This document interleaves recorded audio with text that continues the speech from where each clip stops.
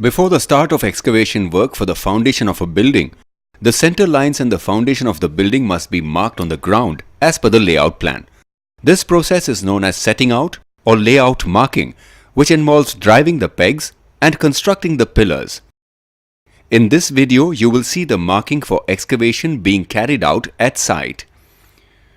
The center line of the longest outer wall of the building is marked on the ground by stretching a string between the pegs embedded in the pillar.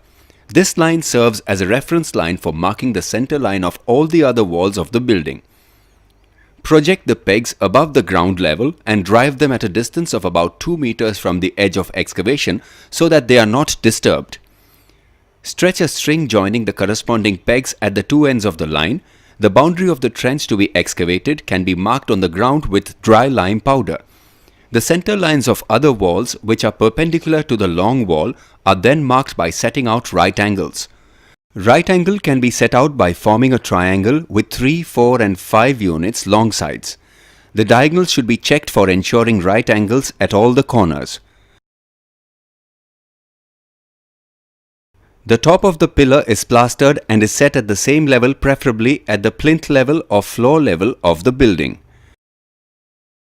Pegs are embedded in the pillars and corresponding lines are marked on the wet plastered surface by pressing the stretched string on surface by a trowel.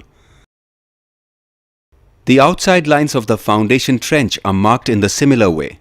Before starting excavation, the strings are stretched between the outside lines of the foundation trench marked over the pillar top, and the cutting lines are marked on the ground by lime powder. Setting out or marking is the process of establishing center lines to transfer the foundation plan from drawing to ground. The pillars constructed around the peg should not get disturbed during excavation. The diagonals should be measured to check the right angles.